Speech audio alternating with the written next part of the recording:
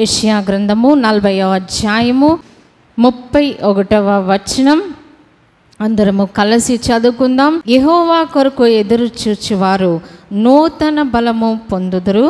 వారు పక్షిరాజుల వలె రెక్కలు చాపి వారు పైకి ఎగురుదురు. అలయక పరిగెత్తుదురు, సొమ్మసిల్లక నడిచిపోదురు. అయితే ఎవరు పైకి ఎక్కగలరు అనే విషయాన్ని ఈ దినం మనం ధ్యానిస్తూ ఉన్నాం. యెషయా గ్రంథము 41వ అధ్యాయంలో 40వ అధ్యాయంలో 31వ వచనము మనం అందరము చదువుకున్నామండి. యెహోవా కొరకు ఎదురు చూచేవారు నూతన బలము పొందుతారు. వారు పక్షిరాజుల వలె రెక్కలు చాపి పైకి ఎగురుదురు.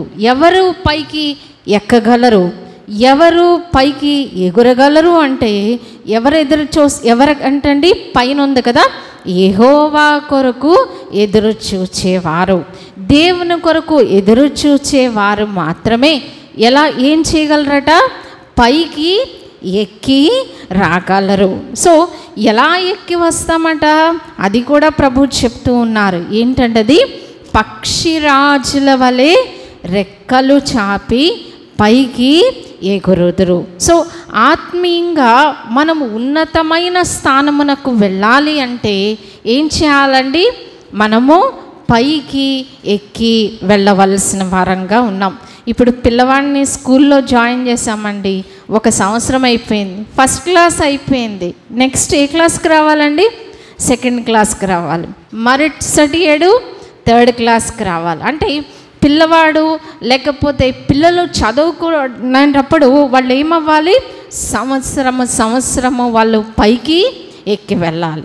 ఆత్మీయ జీవితంలో కూడా మనం పైకి ఎక్కి వెళ్ళగలిగితేనే దేవుని యొక్క దృక్పథములో నుండి దేవుని యొక్క ఆలోచన విధానాన్ని మనం గ్రహించుకోగలం. ఎందుకంటే ఇదే యెషయా గ్రంథంలో ఒక మాట మనం చదువుకుందాం. యెషయా గ్రంథములో 55వ అధ్యాయం అండి.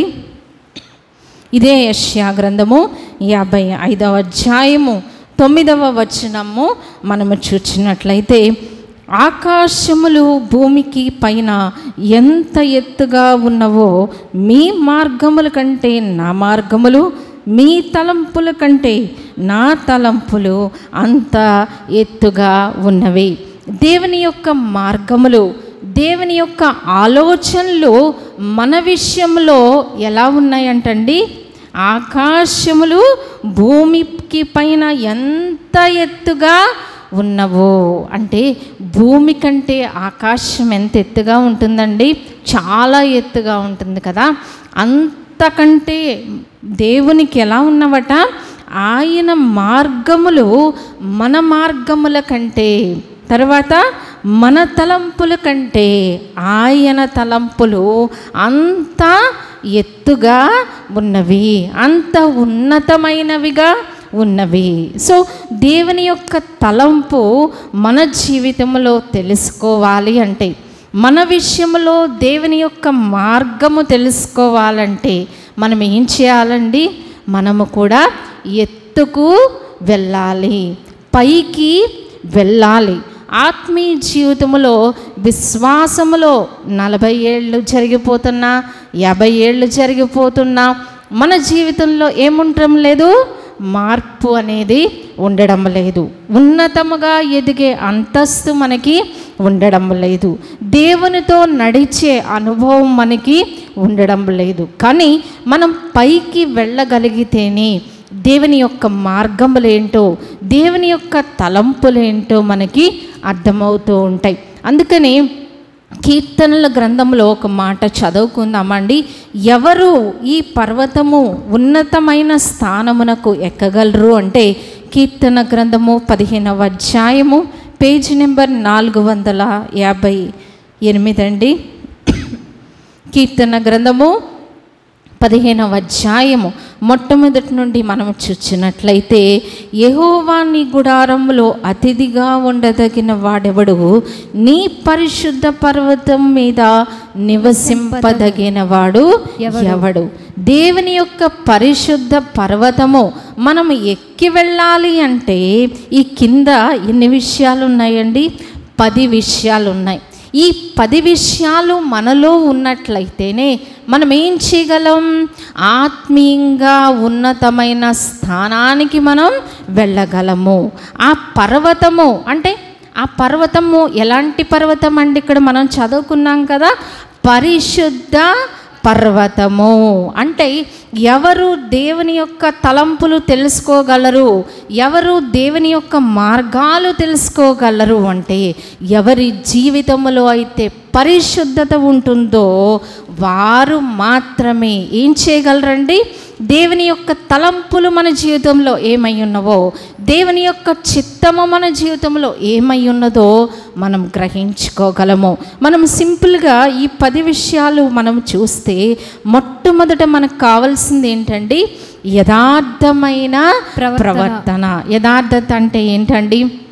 మనము యథార్థంగా అంటే మనము కరెక్ట్గా, నీతిగా, నిజాయితీగా మన మాట ఉండాలి, మన హృదయము నిజాయితీగా ఉండాలి, మన ప్రేమ యథార్థంగా ఉండాలి, మన మాటలు యథార్థముగా ఉండాలి. రెండవదిగా ఏంటంటే హృదయపూర్వకముగా నిజము పలుకువాడే.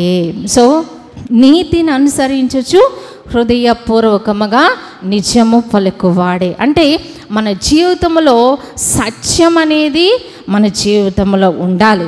మూడవదిగా ఏంటంటే అట్టివాడు నాలికతో కొండెములు ఆడాడు. కొండెములు అంటే ఏంటండి? వాళ్ళ గురించి వీళ్ళ గురించి చెప్పుకుంటమే కొండెములు ఆడుకుంటాం. సో అలాంటివి ఒక పరిశుద్ధమైన వ్యక్తికి ఉండవు. నాలుగవదిగా తన చెలికానికి కీడు చేయడు. అంటే మన జీవితంలో మనం ఇతరులకు ఏం చేయమట? కీడు చేయము. ఐదవది ఏముందండి? తన పొరుగు వాని మీద నింద మోపడు. అనేక సార్లు మనం ఏం చేస్తూ ఉంటాం? అనేకుల మీద నిందలు మోపుతూ ఉంటాం. కానీ దేవుని యొక్క పరిశుద్ధతలో జీవించే వ్యక్తి ఏం చేయడట? నింద మోపడు. ఆరవదిగా ఏముందండి? అతడు యెహోవా యందు భయభక్తులు గలవారిని సన్మానించును. సన్మానించడం అంటే ఏంటండి? గౌరవించడం, మన్నన చేయడం. ఆ పరిశుద్ధమైన జీవితాన్ని జీవించే వ్యక్తి ఎవరిని గౌరవిస్తాడట? దేవుని ఎడల భయభక్తులు కలిగిన వ్యక్తులను అతను గౌరవిస్తూ ముందు కొనసాగుతూ ఉంటాడు. మరి ఎనిమిదవదిగా ఏముందండి? అతడు ప్రమాణము చేయగా నష్టము కలిగినను మాట తప్పడు. చాలని అంటే మన మాట ఎలా ఉంటుంది? అవునంటే అవును, కాదంటే కాదు. తొమ్మిదవది ఏంటండి? తన ద్రవ్యము వడ్డీకి ఇయ్యడు. అంటే మనం ఏం చేయకూడదట? దేవుని యొక్క వాక్య ప్రకారము మన ద్రవ్యాన్ని వడ్డీకి ఇవ్వకూడదు. చివరిగా 10వదిగా ఏముందండి? నిరపరాధిని చెరుపుటకై లంచము పుచ్చుకొనడు. అంటే చాలామంది నిరపరాధులను అంటే వాళ్ళను అనవసరంగా బాధిస్తూ ఉంటారు, అనవసరంగా ఏడిపిస్తూ ఉంటారు. అలాంటి వాళ్ళను, నిరపరాధులను మనం ఏం చేయకూడదట? బాధించకూడదు.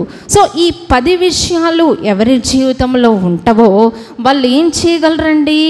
పరిశుద్ధమైన జీవితాన్ని జీవిస్తున్నారు అనడానికి మనం ఒక వ్యక్తిలో ఈ 10 లక్షణాలు మనము చూస్తూ ఉంటాం. వీరు మాత్రమే ఏం చేయగలరు? ఆ పరిశుద్ధ పర్వతమును ఎక్కగలరు. ఎక్కగలడం అంటే ఏంటండి? దేవుని యొక్క తలంపులు మన జీవితంలో ఏమై ఉన్నవో మనము గ్రహించుకోగలము. సో మన వాక్య భాగంలో మనము చదువుకున్న వాక్య భాగంలోనికి వచ్చేస్తే యెషయా గ్రంథంలో 40వ అధ్యాయంలో 31వ వచనంలో ఏం చదువుకున్నామండి? వాళ్ళు ఎలా ఉంటారట? వారు పక్షిరాజు వలె రెక్కలు చాపి పైకి ఎగురుదురు. సో ఒక పక్షిరాజుతో ప్రభు ఎందుకు పోల్చారు అంటే పక్షిరాజు పక్షులకే రాజు.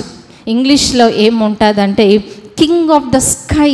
అంటే ఆకాశంలో ఎగిరే పక్షులన్నిటికీ రాజు ఎవరండి? పక్షిరాజు. మనం భూమి మీద సంచరించే జంతువుల్లో ఏంది చెప్పుకుంటాం?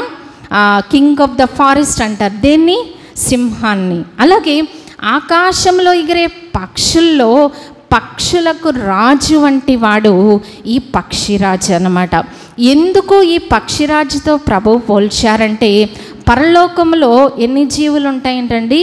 4 జీవులు ఉంటాయి. కెరూబులు 4 ఉంటాయి. ఈ కెరూబుల్లో ఒక కెరూబు ఎలా ఉంటుందట? పక్షిరాజు వలె ఉంటుంది అని దేవుని యొక్క వాక్యంలో చూస్తూ ఉన్నాం. ఎందుకు పక్షిరాజుతో పోల్చారు అంటే, పక్షిరాజు చాలా పైకి ఎగరగలదంట. ఏ పక్షి ఎగరలేనంత ఎత్తుకు ఆ పైకి ఎక్కగలదంట. సుమారుగా భూమి నుంచి 19,000 కిలోమీటర్లు పైకి ఎగరగలదు. సో అంటే ఒక విశ్వాసి తన జీవితంలో ఎలా ఎగరాలట? ప్రభువారు ఎలా ఎగరాలని కోరుకుంటున్నారండి? పక్షిరాజు వలె పైకి మనము ఎగరవలసిన వారంగా ఉన్నాం. మరి ఈ పక్షిరాజు గురించి కొంచెం మనం ధ్యానిస్తే, ఈ పక్షిరాజు సుమారుగా రోజుకి 300 కిలోమీటర్ల పైనే ప్రయాణం చేయగలదని మనము చూస్తూ ఉన్నాం. అలాగే ఈ పక్షిరాజులో ఉన్న ప్రాముఖ్యమైన లక్షణాలు కనుక మనము చూడగలిగితే, పక్షిరాజు ఈ యొక్క ఎందుకు అంత పైకి ఎగురగలదు అంటే, అదేం చేస్తూ ఉంటుందట? తన మీదకి వచ్చే తుఫానులు, బలమైన గాలులను తనకు అనుకూలంగా మార్చుకొని ఏం చేస్తూ ఉంటుందంట? పైకి ఎగురుతూ ఉంటుందన్నమాట. అంటే మన జీవితంలో వచ్చే కష్టాలు, వ్యతిరేక గాలులు, వీటన్నిటినీ మనం ఏం చేయాలి? ఉపయోగించుకోవాలన్నమాట. అంటే ఒక కష్టం వచ్చింది, ఆ కష్టాన్ని మనం ఎలా ఉపయోగించుకోవాలంటే, దేవునితో మన సంబంధము ఇంకా పైకి ఎగరాలి. ఇంకా పైకి మనము పక్షిరాజు వలె ఉన్నతమైన స్థానములో ఎగరగలిగేలాగా ఆ యొక్క మన జీవితంలో వచ్చే స్టార్మ్స్ అంటే బలమైన గాలులు, వ్యతిరేక గాలులు, తీవ్ర తుఫాను వంటి గాలులు, వాటిని ఉపయోగించుకొని మనం ఏం చేయాలండి? ఇంకా ఇంకా మనం పైకి ఎగిరిపోవాలి. ఎందుకు ఎగిరిపోవాలి అంటే, పక్షిరాజుకు మరి ఇంకా ఎక్కువ బలం ఎక్కడ ఉంటుందట? ఆకాశంలో పైకి వెళ్తూ ఉండే కొద్ది దానికి చాలా ఎక్స్ట్రాడినరీ బలము వస్తూ ఉంటుంది. అంతేకాదు తన గూడు ఎక్కడ కట్టుకుంటుందంటండి? ఉన్నతమైన స్థానంలో కట్టుకుంటూ ఉంటుందంట. అంటే శత్రువు చొరబడని ప్లేస్లో అదేం చేస్తూ ఉంటుందండి?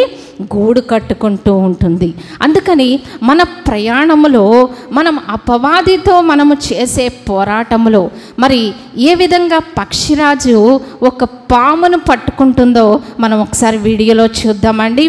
అలాగే అది పామును పట్టుకొని వెళ్ళిపోతూ ఉన్నప్పుడు పాము ఏం చేస్తూ ఉంటుంది? దానితో సివియర్గా పోరాడుతూ ఉంటుంది. ఎక్కడ? భూమి మీద. కానీ ఎప్పుడైతే ఈ పామును పట్టుకొని పక్షిరాజు పైకి వెళ్ళిపోతూ ఉంటుందో, ఆ పాముకు శక్తి ఉండదన్నమాట. అంటే పైకి ఎగిరే కొలది కూడా ఆ యొక్క పాము పక్షితో పోరాడలేదు. అలాగే అపవాది మన మీద దాడి చేసినప్పుడు, మన జీవితంలో కష్టములు ఎదురైనప్పుడు, వ్యతిరేక గాలులు ఎదురైనప్పుడు మనం ఏం చేయాలండి? ఆత్మీయంగా పైకి వెళ్ళిపోవాలి. అప్పుడు అపవాది మనల్ని ఏం చేయలేదు, ఏ విధంగా కూడా మనలను హాని కలిగించలేదని దేవుని యొక్క వాక్యం తెలియజేస్తూ ఉంది. సో మనం ఒక వీడియో చూద్దామండి. ఈ వీడియోలో ఏ విధంగా పక్షిరాజు పైకి ఎగురుతూ పోరాడుతూ ఉంటుందో మనము చూస్తూ ఉంటాం. మరి పక్షిరాజులో మరి యొక్క లక్షణం ఏంటంటే, దూరము నుండి దాని యొక్క ఆహారాన్ని చూడగలదు. అంటే దానికి ఉన్న విజన్, దానికి ఉన్న కంటికి ఉన్న శక్తిని బట్టి ఏం చేయగలదండి? ఎక్కడో దూరము నుండి ఆ యొక్క మరి ఆహారమును అది చూడగలదు. అంతేకాదు ఆ దూరము నుండి శత్రువు యొక్క దాడిని కూడా చూడగలదు. సో ఏ విధంగా అది మరి ఆహారము కొరకు ఆ దూరము నుండి చూస్తుందో మనము చూస్తూ ఉన్నాం. పక్షిరాజు పైన ఎగురుతూ ఉంటే ఈ పాము ఎక్కడుందండి? సముద్రములో అడుగు భాగమున ఉందన్నమాట. అక్కడ నుండి ఆ పామును ఆహారమును అది వేటాడుతున్నట్లుగా మనము చూస్తూ ఉన్నాం. సో మనము కూడా శత్రువు ఎక్కడ పని చేస్తూ ఉన్నాడో దూరము నుండి మనము చూడగలగాలి. అందుకే ప్రభువారు మనల్ని దేంతో పోల్చారండి? పక్షిరాజులాగా ఉండాలి, అంత బలంగా ఉండాలి, అంతటి ఆత్మీయమైన చక్కని శక్తిని మనము కలిగి ఉండాలని దేవుని యొక్క వాక్యం తెలియచేస్తుంది. సో మనము చూస్తున్నాం ఈ యొక్క పక్షిరాజు ఏ విధంగా మరి ఆ యొక్క తన ఆహారము కొరకు చూస్తుందో మనము చూస్తూ ఉన్నాం. దాని యొక్క ఐస్ ఎంత షార్ప్గా ఉన్నవో మనము చూస్తూ ఉన్నాం. సముద్రములో అడుగు భాగాన వెళ్ళే ఆ పామును పై నుండి చూడగలుగుతుంది ఈ పక్షిరాజు. సో మనము కూడా ఈ విధంగా అటువంటి ఆత్మీయమైన దృష్టిని కలిగి ఉండాలని ప్రభువారు కోరుతూ ఉన్నారండి. మనం చూస్తూ ఉన్నాం ఏ విధంగా ఒక్క ఉదుటన ఆ యొక్క మరి ఆహారాన్ని ఏ విధంగా తీసుకుని వెళ్ళిందో మనము చూస్తూ ఉన్నాం. ఆ పాము మరి పైన పోరాడలేదు, పైకి ఎగిరే కొలది కూడా శత్రువుకి ఏమొస్తుందండి? మన మీద దాడి చేసే శత్రువుపై మనకు విజయం కలుగుతుంది. మనము పైకి ఎగురుతూ ఉన్నప్పుడు శత్రువు మన మీద హాని చేయలేడు, మనకు ఇబ్బంది కలిగించలేడు. కాబట్టి మనం ఆత్మీయంగా పైకి ఎగురుతూ ఉండాలని దేవుని యొక్క వాక్యం తెలియచేస్తూ ఉందండి. సో ఈ పక్షిరాజును మనం చూచాము ఏ విధంగా మరి ఆహారము తను మరి కూర్చుకుంటుందో మనము చూస్తూ ఉన్నాం. అలాగే పక్షిరాజులో ఉన్న ఇంకొక లక్షణం ఏంటంటే అది చచ్చిన జంతువులను తినదట. ఎలాంటి జంతువులు తింటుందండి? బతికున్న వాటినే తింటూ ఉంటుంది. ఆ పాము అలా మెదులుతూనే ఉంటుంది, దాన్ని కొరుక్కొని తినేస్తూ ఉంటుంది. అలాగే మనము కూడా ఎలాంటి ఆహారం తినాలి అంటే జీవము కలిగిన ఆహారాన్ని మనం తినాలి. అందుకని ప్రభువారు ఏం చెప్పారు? నా శరీరము తిని నా రక్తము త్రాగవాడే నిత్య జీవము కలిగినవాడు. కాబట్టి దేవుని యొక్క శరీరము, ఆయన యొక్క రక్తములో మనం పాలు పొందే వారంగా ఉండాలి. పక్షిరాజు అలాగూ మరి దాని యొక్క స్పెషల్ క్వాలిటీస్ అన్నమాట. అలాగే ఒక విశ్వాసికి దేవుడు అనుగ్రహించే స్పెషల్ క్వాలిటీస్ ఏంటంటే మనము కూడా ప్రతి ఆదివారము దేవుడు మనకి ఆయన శరీరమును ఆహారముగా రక్తమును పానీయముగా అందించినప్పుడు మనలో ఎంతమంది నెగ్లిజెంట్గా ఉంటూ ఉన్నాం, ఎంతమంది నిర్లక్ష్యంగా ఉంటూ ఉన్నామో నిజమైన భయభక్తులతో ఆ యొక్క శరీరములో రక్తములో పాలు పొందగలుగుతూ ఉన్నామా మనము మరి జ్ఞాపకం చేసుకోవాలి. అలాగే ఈ పక్షిరాజు గురించి ఇంకా కొన్ని విషయాలు మనం చూద్దామండి. నెక్స్ట్ వీడియో కూడా మనము చూద్దాం. ఏ విధంగా ఈ పక్షిరాజులో ఇంకొక లక్షణం ఏంటంటే తనతో కలిసి కొంతమంది ఆ పక్షులతో అది ఎగురుతూ ఉంటుందట. వేరే పక్షులతో సాంగత్యము చెయ్యదు. సో మనము కూడా విశ్వాస జీవితంలో ఎవరితో సహవాసం చేయాలండి? విశ్వాసులతో మన యొక్క సాంగత్యం ఉండాలి. పరిశుద్ధుల సహవాసములో మనము ఎదగాలి. అప్పుడే పక్షిరాజుకి ఏమొస్తుంటుందండి? బలము వస్తూ ఉన్నట్లుగా మనము చూస్తూ ఉన్నాం. ఇంకా ఈ పక్షిరాజు ఏం చేస్తూ ఉంటుందని మనం చెప్పుకున్నాం. ఎలా ఎగరగలుగుతుంది అని మనం చెప్పుకున్నామంటే దానికి వీచే ఎదురుగాలులను తనకు అనుకూలంగా మార్చుకున్నది. అలాగే మన జీవితంలో మనకు ఎదురయ్యే పరిస్థితులను, మనల్ని బాధపెట్టే పరిస్థితులు, మనల్ని ఇబ్బంది పెట్టే మాటలు, మన మీద అసూయపడేవారు, నిర్హేతుముగా మనల్ని ద్వేషించేవారు, వీటన్నిటినీ మనం ఎలా మార్చుకోవాలండి? మనకి అనుకూలంగా మార్చుకొని ఏం చేయాలి? మనం పైకి ఎగిరిపోతూ ఉండాలి. సో ఈ వీడియోలో మనం చూస్తూ ఉన్నాం ఈ పక్షిరాజులో మరి యొక్క లక్షణాన్ని మనం చూస్తూ ఉన్నాం. ఈ పక్షిరాజు ఏం చేస్తూ ఉంటుందట? తన పిల్లలను చాలా జాగ్రత్తగా పెంచుతుందట. ఎలా పెంచుతుందంటే మరి అది గూడు కట్టినప్పుడు ఒక లేయర్ ఏమేస్తుందంట? ఫస్ట్ ఆ ముళ్ళుతో గూడు కడుతుందట. ఆ తర్వాత ఆకులతో గూడు కడుతూ ఉంటుందట. ఆ పైన ఇంకా మెత్తని ఆకులు వేసి ఆ యొక్క పక్షులు సేఫ్గా ఉండేలాగో మరి కంఫర్ట్గా ఉండడానికి అది తయారు చేస్తూ ఉంటుందట. కొన్ని రోజులది ఆహారం తీసుకొచ్చిన తర్వాత అది కొన్ని రోజులు పోయాక ఏం చేస్తూ ఉంటుందట, ఆ గూడును కదిలిస్తూ ఉంటుందంట. అంటే ఆ వాటికి ఏం చేస్తూ ఉంటుందంటే ముళ్ళు గుచ్చుకునేలాగా చేస్తూ ఉంటుందంట. ఎందుకు అంటే ఈ యొక్క పిల్లలు ఏం నేర్చుకోవాలండి, ఎగరడం నేర్చుకోవాలి. ఎగరడం రాకపోతే ఏమవుతూ ఉంటాయి, ఏదో పక్షి వచ్చేస్తుంది వాటిని తినేస్తూ ఉంటుంది. సో విశ్వాసులంగా మనము కూడా మనం ఎప్పుడు ఏం కోరుకుంటామండి, సుఖము సంతోషమే కోరుకుంటాం. ఆ సుఖాన్ని వదిలి పక్కకు రాలేము. అందుకే ప్రభువు మన జీవితంలో కొన్ని కష్ట పరిస్థితులు అనుమతించినప్పుడు ఆ కంఫర్ట్ జోన్ నుంచి మనం ఏం చేయాలి, బయటకు రావాలి. బయటకు వచ్చి ఏం చేయాలండి, అప్పుడు ఈ పక్షిరాజు పిల్లలు ఎగరాలి అనే విషయాన్ని అవి నేర్చుకుంటూ ఉంటాయంట. ఒకసారి మనం ఆ వీడియో చూద్దామండి. మనం ఈ పక్షి తన పిల్లల గురించి మనం చూస్తూ ఉన్నాం. ఏ విధంగా 2 నెలలు వాటికి ఆహారం తీసుకొస్తుందట. 2 నెలలు పోయిన తర్వాత అదేం చేస్తూ ఉంటుందంటే ఆహారం తీసుకురావడం మానివేస్తూ ఉంటుంది.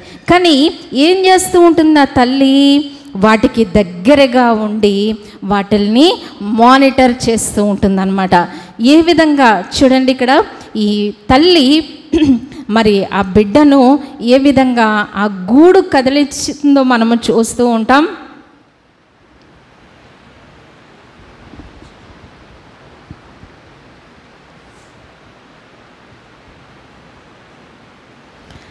చూద్దామండి. ఈ లోపుగా మనం ఒక వాక్య భాగం చూద్దాము.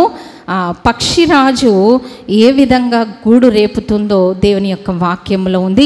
ద్వితీయోపదేశ కాండంలో ఒక మాట మనం చదువుకుందాం. 11వ వచనం. పక్షిరాజు తన గూడు రేపి తన పిల్లలపైన అల్లాడుచు రెక్కలు చాపుకొని వాటిని పట్టుకొని తన రెక్కల మీద వాటిని మోయినట్లు యెహోవా వానిని నడిపించెను. చాలండి. ప్రభువు దేంతో పోల్చుకుంటున్నారండి, పక్షిరాజుతో పోల్చుకుంటున్నారు. ఆయన ఏం చేస్తూ ఉంటారంట, పక్షిరాజు ఏ విధంగా గూడు రేపుతూ ఉంటుందన్నమాట. ఎందుకు గూడు రేపుతుంది, బిడ్డలంటే ఇష్టం లేక కాదండి. ఏం చేస్తూ ఉంటుంది, అవి ఎగరడం నేర్చుకోవాలి, ఆహారం సమకూర్చుకోవడం నేర్చుకోవాలి. కాబట్టి గూడు రేపుతూ ఉంటుంది. అలాగే మన జీవితంలో మనకొచ్చే కష్టాలు, మనకొచ్చే ఇబ్బందులు, మనం ఎదుర్కొనే కఠినమైన మాటలు, కఠినమైన పరిస్థితులు మన జీవితంలో ప్రభువు ఎందుకు అనుమతిస్తూ ఉంటారంటే మనం ఎగరడం నేర్చుకోవాలి, ఎగరడం నేర్చుకోవాలి. అందుకే ఒక పాట ఉంది, ఎగిరేదవా ఎగిరేదవా ఏదైనా తేల్చుకో. ప్రభు త్వరలో రానయ్యున్నారు. మనం ఏం చేయాలట, మధ్యాకాశంలోనికి ఎగిరి వెళ్ళాలి. ఎగిరి వెళ్ళాలి అంటే ఎగరడం నేర్చుకోవాలి. మరి ఈ పక్షిరాజు కొన్ని రోజుల పాటు దానికి ట్రైనింగ్ ఇస్తూ ఉంటుందన్నమాట. ఆ పిల్లలకు ఏ విధంగా నేర్పుతూ ఉంటుందో మనం ఒకసారి వీడియోలో చూద్దామండి. ఈ తల్లి పక్షి మరి బిడ్డకు దూరముగా ఉండి ఎగరడం నేర్పిస్తూ ఉందన్నమాట. అది ఎగరలేకపోతుంది, కానీ ఆ విధంగా అది ప్రయాసపడుతున్నట్లుగా మనము చూస్తూ ఉంటాం. అలాగే ఎగరడం మనకి ఒకేసారి రాదు. ఏం చేయాలి, మనం కొంచెం కొంచెం నేర్చుకోవాలి. పడిపోతున్నా మనము నేర్చుకోవాలి. అందుకే పడిన వారిని దేవుడు ఉద్ధరించే దేవుడై ఉన్నారు. కాబట్టి ఇంకా ముందుకు మనం చూద్దామండి. ఏ విధంగా ఆ పక్షి రాజు తన పిల్లలకు మరి నేర్పిస్తూ ఉందో మనం చూస్తూ ఉన్నాం. మరి ఈ తల్లి పక్షిని మనం చూస్తూ ఉన్నాం. తల్లి పైన కూర్చునుంది. మరి ఈ పక్షి చిన్ని బిడ్డ మరి తల్లి కొరకు ఎదురు చూస్తూ ఉంది. అలాగే మన కష్టాల్లో, మన నష్టాల్లో ప్రభు మనల్ని విడిచిపెట్టరు. ఆయన మనకు తోడుగానే ఉంటూ ఉంటారు. అయితే ఎగరడం ఇది నేర్పిస్తూ ఉంది. మనము కూడా ఎగరడం నేర్చుకోవాలి. మన బిడ్డలకు కూడా అలాంటి తర్ఫీదును మనం అందించే వరంగా ఉన్నాం. సో మరి ఒక రోజు దానికి ట్రైనింగ్ ఇస్తూ ఉందన్నమాట. ఏ విధంగా అది ఆహారము కొరకు ఎగురుతుందో మనం చూస్తూ ఉన్నాం. మరి అది ప్రయత్నించి ఆ యొక్క కొమ్మల్లో చిక్కుకుపోయినట్లుగా మనం చూస్తూ ఉన్నాం అన్నమాట. అంటే దానికి ఇంకా రాలేదు. సో మనం అనేక సార్లు ప్రయత్నించినా ఓడిపోతూ ఉంటాము, పడిపోతూ ఉంటాం. అయినప్పటికీ ప్రభు ఏం చేస్తారండి, ఏ విధంగా మరి ఆ యొక్క ఇబ్బందికర పరిస్థితుల్లో మన జీవితంలో ప్రభువారు చేయి విడిచినట్టుగా ఉంటుంది, కానీ అదంతా మన మేలు కొరకే. ఈ విధంగా ఈ పక్షిరాజు మరి తన పిల్లలు ఏ విధంగా ఎగరడానికి ప్రయాసపడుతున్నవో మనం చూస్తూ ఉంటాం. అలాగే మన జీవితంలో ఎదురయ్యే పరిస్థితుల మధ్యన మనం ఓడిపోతూ ఉన్నాము అని అనుకుంటాము, కానీ ప్రభువు మనకి తోడుగా ఉండి ఏ విధంగా మరి ఆ పక్షిరాజు నేర్పిస్తూ ఉన్నారో మనం వాక్యంలో కూడా చదువుకున్నాం. పక్షిరాజు ఏం చేస్తుందంటండి, గూడు రేపుతూ ఉంటుందంట. ఎందుకని, అక్కడున్న ముళ్ళు గుచ్చుకొనేలాగా చేస్తుంది. ఎందుకని అలా చేయలేదనుకోండి, ఎంతసేపు ఆ గూట్లోనే ఉంటుంది ఆ పక్షి. అలాగే మనము కూడా ఆత్మీయంగా ఎప్పుడు ఎదగగలమంటే మన జీవితంలో వచ్చే తుఫానులు, వ్యతిరేక గాలులు, వ్యతిరేక మాటలు, వ్యతిరేక పరిస్థితులు, ఇబ్బందులు, అనారోగ్యాలు, ఏమండి ఇరుకులు, వీటన్నిటిలో మనం ఏం చేస్తూ ఉంటాం, ఎగరడం నేర్చుకుంటాం అన్నమాట. సో ఎవరు ఎక్కి రాగలరు అనే వాక్యాన్ని మనం చూచాం. ఆ 10 విషయాలు మనలో ఉన్నప్పుడు ఈ విధంగా మనం ఎక్కి రాగలము. అలాగే మరి యొక్క వీడియో మనం చూద్దామండి. మనం ఎందుకు పైకి ఎక్కి వెళ్ళాలి అనే విషయాలు మనం ధ్యానిస్తూ ఉన్నాం. మొట్టమొదటిగా ఏం చెప్పుకున్నామండి, ఆయన తలంపులు మనకి తెలియాలి, ఆయన మార్గాలు మనకి తెలియాలి, ఆయన చిత్తం మనకి తెలియాలంటే ఏం చేయాలండి, పైకి మనము ఎక్కి వెళ్ళాలి. అందుకే యోహాను గారికి ప్రభువు తెలియచేస్తూ ఉన్నారు, నువ్వు భూమి మీద ఉండి చూస్తే ఇవన్నీ నీకు అర్థము కావు, నీవు పైకి ఎక్కి రావాలి. మనము కూడా ఆత్మీయంగా ఇన్ని సంవత్సరాల విశ్వాస జీవితంలో మనం ముందుకు వెళ్తూ ఉన్నామంటే ఎంతవరకు ఆత్మీయంగా మనం ఎదిగామండి, ఎంతవరకు మనం ఓర్పు కలిగి ఉండడం నేర్చుకున్నాం. మనం అనుకుంటాం ఎక్కువ ప్రార్థన చేయడమే ఎక్కువ భక్తి అనుకుంటామా అండి. ఎక్కువ ప్రార్థన చేయడం ఎక్కువ భక్తి కాదు.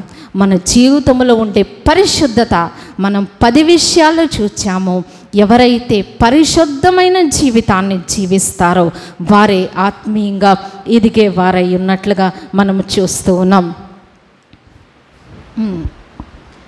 ఇంకా మనం ఎందుకు పైకి ఎక్కి వెళ్ళాలి అంటే, మరి కొండ గొర్రెల గురించి మనకి తెలుసు. అడవిలో ఉండే ఆ గొర్రెలు, మేకలు, పక్షులు ఏం చేస్తూ ఉంటాయట, భూమి మీద ఉండే ఆహారం తినవట. అవి ఎక్కడ ఆహారం తింటాయంట, ఎత్తుగా ఉన్న పర్వతాల మీదకి వెళ్ళి అక్కడున్న ఆహారాన్ని తింటాయంట. ఎందుకు తింటాయంట, వాటికి కావలసిన న్యూట్రియంట్స్, వాటికి కావలసిన బలము ఆ మేత దగ్గర దొరుకుతూ ఉంది. అలాగే మనము కూడా విశ్వాస జీవితంలో ఎదిగే కొద్ది కూడా దేవుడు మనకేమిస్తారండి, బలమైన ఆహారాన్ని ప్రభువు మనకి ఇచ్చేవారై ఉన్నారు. మరి మనము వాక్యములో, దేవుని యొక్క వాక్యములో మరి ఆ యొక్క సారాన్ని మనం గ్రహించాలంటే ఏం చేయాలండి, ఏదో రోజు ఒక అధ్యాయం చదివేసుకుంటే వాక్యం అర్థమవుతుందా మనకి? అర్థం కాదు. మనం ఏం చేయాలి, వాక్యాన్ని లోతుగా మనం ధ్యానించాలి. అందుకే ఈ వీడియోలో మనం చూస్తూ ఉన్నాం ఏ విధంగా ఈ అడవిలో ఈ మేకలు పర్వతాలను ఏ విధంగా చూడండి, ఇది ఎంతో స్లోప్గా ఉంది, అది స్లాంట్గా ఉంది, అంటే ఏటవాళ్ళుగా ఉన్న కొండ మీదకి ఈ గొర్రెలు ప్రయాసపడి వెళ్తూ ఉన్నాయి. ఎందుకు వెళ్తూ ఉన్నాయి, అక్కడున్న పచ్చిక, అక్కడున్న మేత వాటికి కావాలి.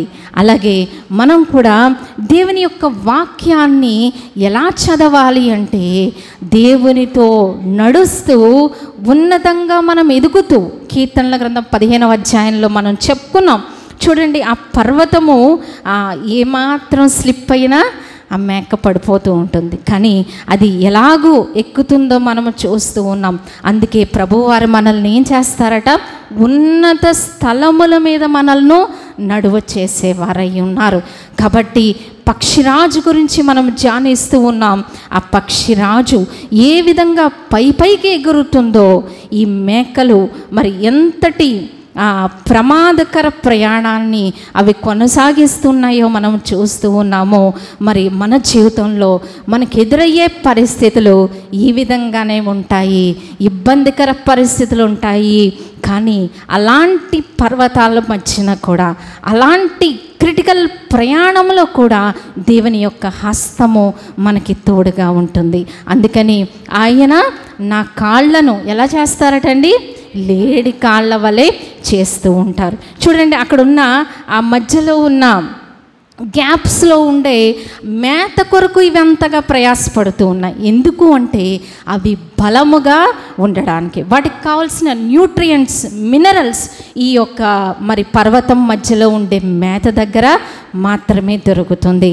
మనము కూడా వాక్యాన్ని లోతుగా ధ్యానించినప్పుడు, దేవునితో పైకి వెళుతూ, ఆయన సహవాసములో ముందుకు వెళుతూ దేవుని యొక్క వాక్యాన్ని ధ్యానించినప్పుడు మనకి ఆహారం, శ్రేష్టమైన ఆహారాన్ని ప్రభువు మనకి దయచేసేవారై ఉన్నారు. అందుకే పరమగీతంలో ఏముందండి, పద్మములున్న చోట నేను అతన్ని మేపుతాను, నేను మంచి మేతను వరకు ఇస్తాను. మంచి మేత కావాలంటే ఏం చేయాలండి, ఉన్నతంగా మనం పైకి ఎక్కాలి.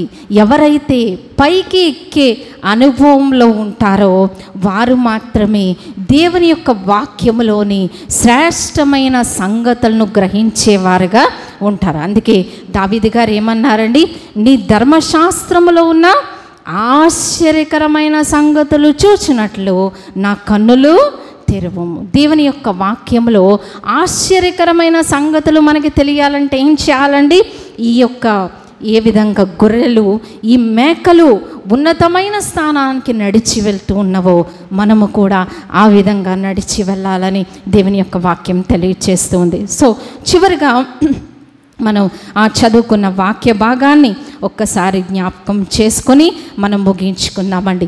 పక్షిరాజు గురించి మనం ధ్యానించాము. ఎవరు పైకి ఎగురగలరు, ఎవరు పైకి ఎక్కగలరండి, యెహోవా కొరకు ఎదురు చూసే వారికి నూతన బలం ప్రభు దయచేస్తారు. అంతేకాదు వాళ్ళు ఎలా ఎగురుతారట, పక్షిరాజు వలె రెక్కలు చాపి పైకి ఎగురుదురు. మనము కూడా పైకి వెళ్ళాలి. దేవుని యొక్క దృక్పథములో నుండి మన ఆలోచనలు ఉండాలి. ఆయన మార్గాలు మనం తెలుసుకోవాలంటే పైకి మనం ఎగురుతూ వెళ్ళాలి. పక్షిరాజు గురించి మనం ధ్యానించాం. ఏ విధంగా మరి తనకు ఎదురయ్యే తుఫానులు, ఎదురుగాలులను ఉపయోగించుకొని ఏం చేస్తూ ఉంటుందట, పైకి ఎగిరిపోతూ ఉంటుంది. ఎంత పైకి ఎగురుతుందని చెప్పుకున్నాం, భూమి నుండి 19,000 కిలోమీటర్లు పైకి ఎగురుతుందంట. అంటే శత్రువు చేతికి చిక్కనే చిక్కదనమాట. మనము కూడా అపవాది మన మీద దాడి చేస్తూ ఉంటాడు. అపవాది యొక్క సాధనాలు మన మీద దాడి చేస్తూ ఉన్నప్పుడు వాటిని తప్పించుకోవాలంటే ఎక్కడికి వెళ్ళాలండి, పైకి మనం ఎగిరిపోతూ వెళ్ళాలి. అలాగే తన పిల్లలను ఏ విధంగా పెంచుతుందో మనం చూస్తూ ఉంటాం. అది ఏం చేస్తుందట, గూడు రేపుతూ ఉంటుందంట. ఎందుకు రేపుతుందని చెప్పుకున్నామండి, ఎగరడం నేర్చుకోవాలి. మన గూడును కూడా దేవుడు రేపుతూ ఉంటాడు. మన కంఫర్ట్స్ నుంచి, మనకున్న సుఖాల నుంచి దేవుడు మనకి సర్టన్ టైమ్స్ ముళ్ళు గుచ్చుకునేలాగా ప్రభువు చేస్తారు. ఎందుకు చేస్తారు అంటే మనం ఎగరడం నేర్చుకోవాలి. అలాగే ఎందుకు పక్షిరాజు అంత పైకి ఎగరగలుగుతుంది అంటే అది తనకొచ్చే తుఫానులను, ఎదురుగాలులను తనకు అనుకూలంగా మార్చుకొని పైకి ఎగిరిపోతుందంట. ఏమండి, కొత్త శక్తి ఏం కాదు. తనకు ఎదురయ్యే ఎదురుగాలులను, తనను అడ్డగించే ఎదురుగాలను ఉపయోగించుకొని పైకి వెళ్ళిపోతూ ఉంటుంది. అలాగే మనకు ఎదురయ్యే కష్టాలను మనం ఏం చేయాలి? వాటిని మనకు అనుకూలంగా మార్చుకొని ఉన్నతమంగా దేవుని దగ్గరకు మనం ఎగిరిపోవాలి. అలాగూ ఎగిరిపోయినప్పుడు శత్రువు చేతికి మనము చిక్కము. అలాగే ఈ పక్షిరాజు ఎక్కడ పోరాడుతుందని చూసామండి? గాల్లో పోరాడుతుందన్నమాట. అంటే ఒక పామును ఏ విధంగా పట్టుకొని వెళ్ళిందో మనము చూస్తూ ఉన్నాం. సముద్రములో అడుగు భాగాన సంచరిస్తున్న పామును ఎక్కడి నుండి చూసిందండి? ఆకాశము నుండి ఎగిరి చూచి ఒక్క ఉదటిన దాన్ని పట్టుకుంది. అలాగే మనము కూడా దూరము నుండే శత్రువు యొక్క వాటి టాక్టిక్స్ మనము గ్రహించగలగాలన్నమాట. అందుకని పౌలు గారు ఏం చెప్పారండి? సాతాను తంత్రములను మనము ఎరుగని వారము కాము. సాతాను ఎలాగో మనల్ని మెలిపెడుతూ ఉంటాడో, ఎలాగో మనల్ని బాధ పెడుతూ ఉంటాడో, ఎలాగో మనల్ని ఇబ్బందికి గురి చేస్తాడో ఇవన్నీ మనకి తెలుసు. కాబట్టి ఏం చేయాలి? వాటికి ఏడుస్తూ కూర్చుంటాం, వాటికి బాధపడుతూ కూర్చుంటాం కాదు, కానీ వాటిని మనకు అనుకూలంగా మార్చుకొని పక్షిరాజు ఆ వ్యతిరేక గాలులను ఉపయోగించుకొని పైకి వెళ్ళినట్లుగా మనం కూడా ఏం చేయాలండి? మనకొచ్చే కఠినమైన పరిస్థితులను ఆత్మీయంగా ఉన్నతంగా ఎదిగేలాగా మనము మార్చుకోగలగాలి. అలాగే తన పిల్లలకు ఏ విధంగా ట్రైనింగ్ ఇచ్చిందో మనం చూచాము. ఆహారం తీసుకురావడం మానేస్తూ ఉంటుందట, మరి వాటికి ఉన్న సౌఖ్యాలను కట్ చేస్తూ ఉంటుంది. ప్రభువు కూడా మన జీవితంలో కొన్ని పరిస్థితులను అనుమతిస్తూ ఉంటారు. వాటిని మనం ఏం చేయాలండి? మరి మనము కూడా వాటిని ఉపయోగించుకోవాలి, ఎగరడం నేర్చుకోవాలి. మరి మొట్టమొదటిసారి ఎగిరినప్పుడు ఆ పక్షి పిల్ల ఎక్కడ పడిపోయిందండి? నీటిలో పడిపోయింది, పొదల మధ్యన చిక్కుకుంది. అలాగే మనము కూడా ఎగరడం నేర్చుకుంటూ ఉన్నప్పుడు ఒకేసారి మనకి ఆ విజయం రాదు. ఎన్నోసార్లు పడిపోతూ ఉంటాం, ఎన్నోసార్లు ఓడిపోతూ ఉంటాం. కానీ వాటన్నిటిని మధ్యన ఆ పక్షిరాజు ఆ బిడ్డ ఏ విధంగా మరి ఎగరడం నేర్చుకుందో మనం చూసాం. మనము కూడా ఎగరడం నేర్చుకోవాలి. ఎవరు ఎగరగలరు అని మనం చూసామండి. కీర్తనల గ్రంథం 15వ అధ్యాయంలో 10 విషయాలు మనం కలిగి ఉన్నప్పుడు పరిశుద్ధ పర్వతాన్ని ఎక్కగలం. అందుకే ప్రభువారు ఏమన్నారు? నా తలంపులు మీ తలంపులు వంటివి కావు, నా మార్గాలు మీ మార్గాల వంటివి కావు. దేవుని యొక్క మార్గం తెలుసుకోవాలంటే, దేవుని యొక్క తలంపులు తెలుసుకోవాలంటే భూమి మీద నుండి ఆలోచించినంత కాలం మనకి అర్థం కాదు. ఎప్పుడు అర్థమవుతాయంటే ఆత్మీయ జీవితంలో ఎగరడం నేర్చుకున్నప్పుడు దేవుని యొక్క విషయాలు మనకు అర్థమవుతూ ఉంటాయి. కాబట్టి మనం దేవునిలో ఎదగాలి. ఎప్పుడు ఒకేలాగా మనం ఉండకూడదు. దేవుని యొక్క వాక్యాన్ని ఏ విధంగా ధ్యానించాలని చూచామండి. చివరిగా ఆ గొర్రెలు ఆ మేకలు ఎక్కడికి వెళ్ళి మరి పెద్ద పర్వతం, ఏటవాలుగా ఉన్న పర్వతం మీదకి వెళ్ళి అక్కడ ఆహారాన్ని తిన్నాం. అలాగే మనము కూడా దేవుని యొక్క వాక్యాన్ని ఒక పుస్తకంలాగా చదివితే మనకు అర్థం కాదు, కానీ దేవుని యొక్క ఆత్మతో నింపబడి దేవుని యొక్క సన్నిధిలో ఆయన వాక్యాన్ని ధ్యానించినప్పుడు దేవుడు మనకి శ్రేష్టమైన ఆహారాన్ని ప్రభువు మనకి దయచేస్తారు. చివరిగా మరి పక్షిరాజు ఎలాంటి ఆహారం తింటుందని చెప్పుకున్నామండి. బతికున్న వాటిని అవి తింటాయి, చచ్చిన వాటిని తినవు. మనము కూడా దేవుని యొక్క వాక్యము జీవముతో నిండిన ఈ ఆహారాన్ని మనం భుజించే వారంగా ఉండాలి. ఇర్మియా గారు ఏమన్నారండి? నీ మాటలు దొరకగా నేను వాటిని భుజించి తిని. దేవుని యొక్క మాటలు, దేవుని యొక్క చిత్తము, దేవుని యొక్క స్వరము కొరకు అంత ఆశతో మనం ఎదురు చూడాలి. ఆయన సన్నిధిలో ప్రభువా నాతో ఏం మాట్లాడతావు, నాకేం చెప్తావు, నన్ను ఎలా నడవమంటావు, దేవా నువ్వు నాకు బోధించు అని మనం అడగాలి. అంతేకాదు ప్రభు యొక్క శరీరము, ఆయన యొక్క రక్తము ఎలాంటిదండి? జీవాహారము, జీవపానీయము. సో అవన్నీ ఆ పక్షిరాజు చచ్చిన వాటిని ముట్టనే ముట్టదు. మనం కూడా ఏం చేయాలి? సజీవమైన ఆయన శరీరాన్ని, రక్తాన్ని మనం తీసుకొని మనము కూడా జీవం కలిగిన వారిగా ఉండాలి. అలాగే చివరిగా పక్షిరాజు ఏం చేస్తుందని చెప్పుకున్నామండి. అది గ్రూప్తో ఉంటుందన్నమాట. అంటే తన తోటి పక్షులతో కలిసి ఎగురుతూ ఉంటుంది. అలాగే పరిశుద్ధుల సహవాసము, విశ్వాసుల సహవాసములో ఏముంటుందట? ప్రేమ, ఐక్యత కలదు అని మనం పాడుకుంటూ ఉన్నాం. కాబట్టి దేవుని యొక్క సంఘములో, ఆయన శిరసత్వములో మనందరం అవయవములుగా, ఒకటే శరీరముగా మనమందరం ఏం చేయాలండి? కలిసి ఎగరాలి. దేవుని యొక్క సహవాసంలో కొనసాగదాం. ప్రభు వట్టి కృపలు మనందరికీ సమృద్ధిగా దయచేయును గాక. ఆమేన్. పరిశుద్ధుడా, విన్న మాటలు మాలో ఫలింప చేయమని యేసు నామమున ప్రార్థించి వేడుకొంచున్నాం తండ్రి. ఆమేన్.